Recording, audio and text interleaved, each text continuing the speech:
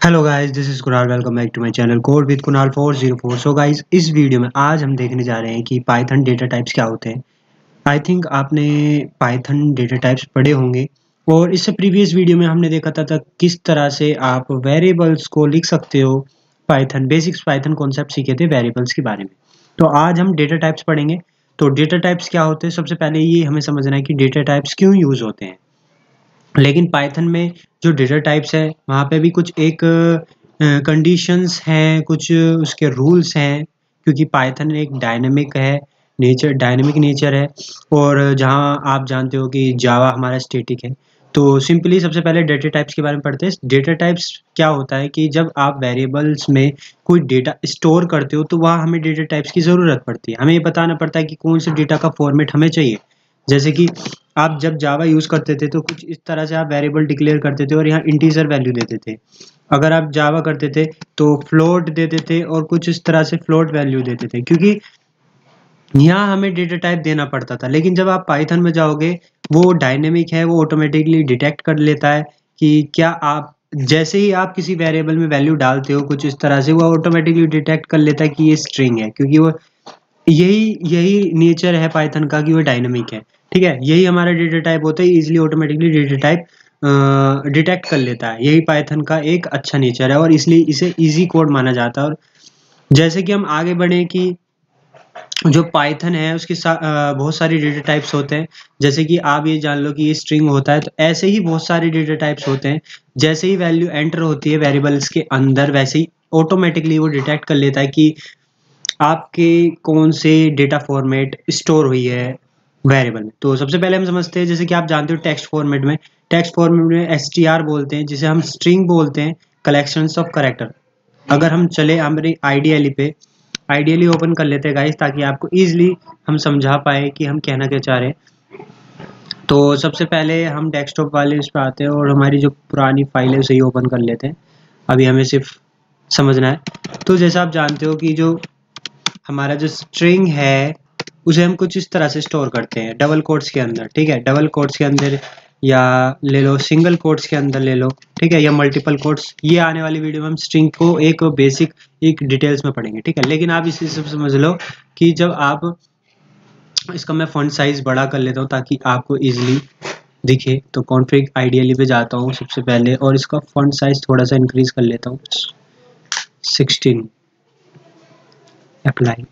Okay, तो आपको 1 minute थोड़ा सा और बड़ा कर लेते हैं।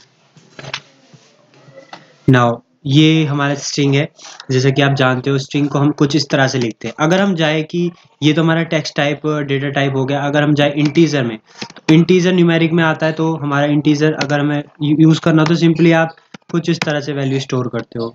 ठीक है, 89 पॉइंट, ये हमारी फ्लोट हो गई। ठीक है, ये हमारी इंटीजर हो गई, ये हमारी फ्लोट हो गई। और कॉम्प्लेक्स वैल्यू और एक होती है कॉम्प्लेक्स। पाइथन में डबल नहीं होता, फ्लोट यूज होता है, लेकिन यहाँ पे एक कॉम्प्लेक्स यूज होता है। कॉम्प्लेक्स का मतलब है गाइस कुछ इस फॉर्मेट में, आपने कुछ नंबरिंग देखी होगी कभी, जहाँ पे ए हमारा रियल नंबर होता है, ये आयोटा होता है और ये बी होता है। कुछ इस फॉर्मेट में हमारा कॉम्प्लेक्स नंबर होता है। इस तरह से भी आप स्टोर करा सकते हो, जैसे कि मैं 6+JB या J8 लिख सकता हूँ। तो ये हमारा कॉम्प्लेक्स नंबर हो गया। और अगर हम जाए दूसरे पार्ट पे जिसमें हमारा आता है नेक्स्ट डेटा टाइप, ये तो हमारी न्यूमेरिक टाइप्स हो गया। अब सीक्वेंस टाइप में जाते तो लिस्ट आता है, टपल आता है, रेंज आता है। तो ये क्या है, तो सबसे पहले समझो लिस्ट क्या है। लिस्ट जहाँ पे बहुत सारे कलेक्शंस होता है आइटम्स का, मल्टीपल आइटम्स का, जहाँ पे आप डिफरेंट डिफरेंट डेटा टाइप्स के वैल्यूज को या आइटम्स को एंटर करा सकते हो। जैसे कि मैं यहाँ पे ए स्ट्रिंग वाली भी करा लेता हूँ, इंटीजर वाली भी करा लेता हूँ और अपनी फ्लोट वाली भी करा लेता हूँ। तो कुछ इस तरह से आप लिस्ट बना सकते हो और भी कुछ इस तरह से आप लिख सकते हो। इसकी पहचान ही होती है गाइज कि आपको स्क्वायर ब्रैकेट से ही यूज करना है। ठीक है, लिस्ट की पहचान है कि ये स्क्वायर ब्रैकेट से यूज होगी। और आने वाली वीडियो में लिस्ट के बारे में थोड़ा डिटेल में पढ़ेंगे। आप अभी थोड़ा डेटा टाइप समझिए कि डेटा टाइप्स होते क्या है। जैसे आप यहाँ लिस्ट एंटर कर रहे हो तो ऑटोमेटिकली डिटेक्ट कर लेगा कि आपने लिस्ट एंटर की है। जैसे आप कुछ इस फॉर्मेट की वैल्यू एंटर करोगे किसी भी वेरिएबल में तो ऑटोमेटिक डिटेक्ट कर लेगा कि ये कॉम्प्लेक्स है। ऐसे ही फ्लोट होगा और ऐसे ही इंटीजर होगा और ऐसे ही स्ट्रिंग होगा। लेकिन अगर हम चलते हैं अगर हम चले नेक्स्ट जो है हमारा टपल, जो कि हमारा कर्व ब्रैकेट उसकी पहचान होती है, ठीक है। और हम कुछ इस तरह से भी लिख सकते हैं सॉरी गाइस। तो हम कुछ इस तरह से लिख सकते हैं जहाँ पे आप डिफरेंट डिफरेंट वैल्यूज स्टोर करा सकते हो टपल्स में भी, ठीक है। ये कुछ इस तरह से, ये आपको याद रखना है, कर्व ब्रैकेट इसकी पहचान होती है। इसी तरह से अगर आप रेंज ले लो, रेंज भी एक डेटा टाइप है। रेंज बेसिकली एक लिमिट सेट करता है जिसमें आप अगर लूपिंग चला रहे हो 1 से लेके 9 तक, तो आप रेंज वर्ड का यूज कर सकते हो, ठीक है। कुछ इस तरह से रेंज कीवर्ड, इसका मतलब ये होता है कि 1 से कुछ इस तरह की वैल्यू स्टोर कर लेगा, 1 2 3 4 5 6 7 8 9, कुछ इस तरह तक इसकी एक लिमिट चलेगी, 1 से starting and ending point. Range का मतलब है एक लिमिट सेट कर दी है, और इसका जो बाय डिफॉल्ट नंबर है वो 0 से स्टार्ट होता है। तो इसके बारे में भी हम आगे जाके पढ़ेंगे। कुछ इस तरह से आप रेंज दे सकते हो, ठीक है। कुछ इस तरह से रेंज कीवर्ड यूज कर सकते हो। और भी हमारा जो डेटा टाइप होता है, जैसे कि नेक्स्ट हम जाते हैं सेट्स और डिक्शनरी पे।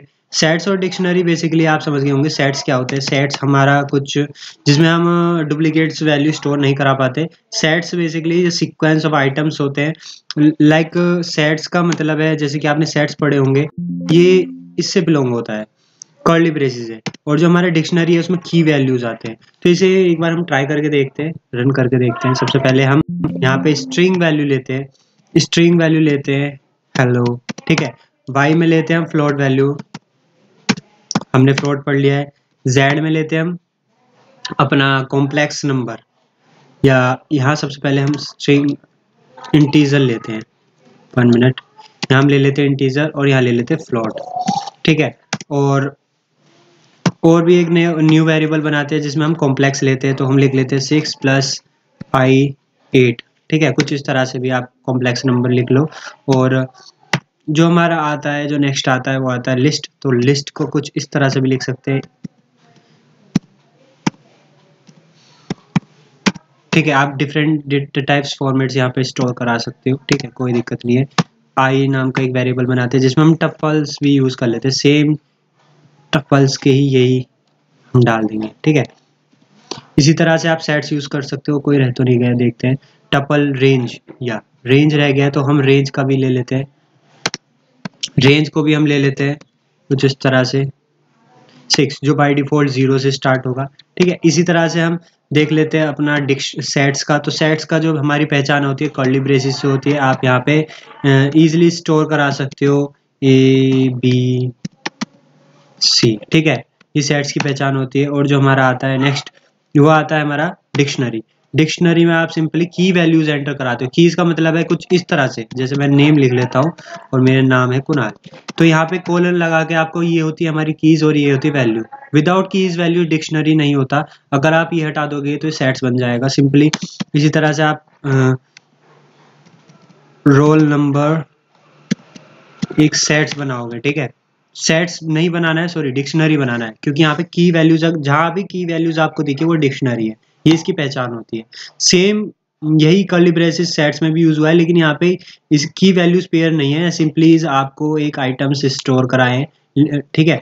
और जो हम नेक्स्ट आते हैं वो है हमारा बुलिन। बुलिन बेसिकली पहचान यही होती है कि ट्रू या फॉल्स, लेकिन यहाँ पे टी बड़ा होता है, ठीक है। कुछ इस तरह से पहचान होती है। और जो हमारा नेक्स्ट आता है वो होता है नन। ये कुछ टाइप्स होते हैं, ये भी आपको याद रखने हैं। और नन में एन बड़ा होता है, ठीक है, ये चीज याद रखने हैं। अब हम इनका चाहते हैं कि टाइप रिटर्न करे। कि टाइप रिटर्न करने का मतलब है कि अगर मैं चाहूँ कि एक्स क्या वैल्यू स्टोर कर रहा है, तो उसका डेटा फॉर्मेट क्या है, वो उस चीज को बताएगा। जैसे कि यहाँ पे मैं लिख लेता हूँ प्रिंट टाइप एक्स का टाइप पता लगाना चाहता हूँ, तो सिंपली अभी हम इसे रन करके देखते हैं और देखते हैं इसका आउटपुट क्या आता है। तो यहाँ इसका आउटपुट आ रहा है, 1 मिनट। यहाँ पे आपको आई जे यूज करना है, सॉरी जे, ठीक है। तो अब देखते हैं इसका आउटपुट, 1 मिनट, जे यहाँ यूज नहीं होगा, हाँ। तो कुछ इस तरह का जो आउटपुट होता है, हम इसे देखते हैं रन करके, ठीक है। तो ये जो हमारा स्ट्रिंग है, ये बता रहा है कि जो एक्स में जो स्टोर हुआ है वो रिटर्न करके दे रहा है स्ट्रिंग। इसी तरह से आप इसे कॉपी करो और यहाँ पे पेस्ट कर दो, ठीक है, ऐसे ही हम y का पता लगा रहे हैं, ऐसे ही हम z का भी पता लगाएंगे, z का, z में कौन सी वैल्यू स्टोर हो रही है। फिर से रन करके देखते हैं। तो स्ट्रिंग इंट फ्लोट, इसने मुझे बता दिया कि यहाँ पे स्ट्रिंग है, यहाँ इंट है, यहाँ फ्लोट है। अब देखते हैं नेक्स्ट पे जाके h में क्या है। इसी तरह से सारे लिख लेते हैं गाइस, सबका लिखा आ जाएगा कि कौन कौन से डेटा फॉर्मेट को स्टोर कर रहा है। ठीक है, इससे आप पता लगा लोगे डेटा टाइप होता क्या है। ये डेटा टाइप रिटर्न करेगा कि कौन सा वेरिएबल्स कौन से डेटा फॉर्मेट को सपोर्ट कर रहा है। तो ये आई हो गया, और एच का तो रेंज हो गया। 1 मिनट, यहाँ हमने एच की जगह एक न्यू कीवर्ड यूज कर लेते हैं जिसका नाम होगा एक्स। ठीक है, यहाँ लिख लेते हैं एक्स और यहाँ ले लेते हैं एच, क्योंकि हमने एच पहले से लिया हुआ है। और आगे चलते हैं, रेंज, ये है रेंज, और एल का भी ले लेते हैं इसी तरह से एल।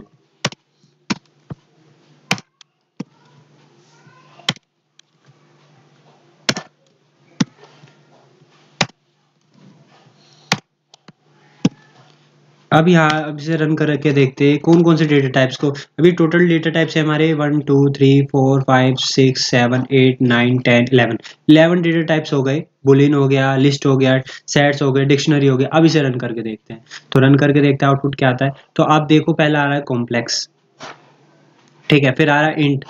पहला कॉम्प्लेक्स क्यों आ रहा है, एक्स हमने यूज करा है, क्योंकि एक्स हमने द्वारा यूज कर लिया है, सॉरी। कॉम्प्लेक्स इसलिए आ रहा है, 1 मिनट, यहाँ पे एक यूनिक नेम यूज करते हैं यू। हमने यू यूज नहीं करा है तो वेरिएबल नेम दे देते हैं यू। हाँ, अब रन करके देखते हैं क्या आता है।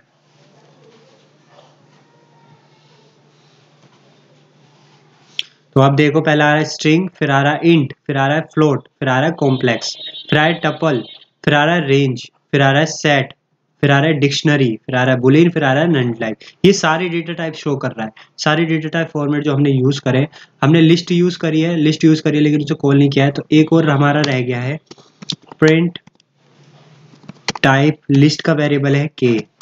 तो लिस्ट का भी चेक कर लेते हैं दोबारा से। तो लास्ट में अब हमारा लिस्ट आ गया है। तो ये सारे डेटा टाइप्स इस तरह से स्टोर होते हैं, इस तरह से वैल्यू ऑटोमेटिकली डिटेक्ट होती है इंटरप्रेटर के थ्रू कि क्या वैल्यू स्टोर हो रही है। तो ऐसे ही पाइथन डायनेमिक नहीं कहलाती, इस तरह से ही डायनेमिक है, क्योंकि यहाँ पे ऑटोमेटिकली डिटेक्शन चलता है कि कौन सी वैल्यू कहाँ स्टोर हो रही है। तो ये सारे प्रोग्राम थे कि किस तरह से आप लिस्ट की पहचान कर सकते हो, डिक्शनरी की पहचान कर सकते हो। ठीक है, तो आई होप आपको डेटा टाइप्स का मतलब पूरा समझ में आया होगा।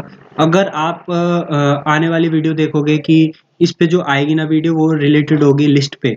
अगर एक वीडियो लिस्ट पे रिलेटेड होगी तो उसमें भी बहुत सारी डिटेल्स होंगी। तो आने वाली वीडियो को मिस मत करना। और अगर आपने मेरे चैनल सब्सक्राइब नहीं किया तो प्लीज़ सब्सक्राइब ज़रूर कर दें। वीडियो को लाइक ज़रूर करें, कमेंट करें। Thanks for watching.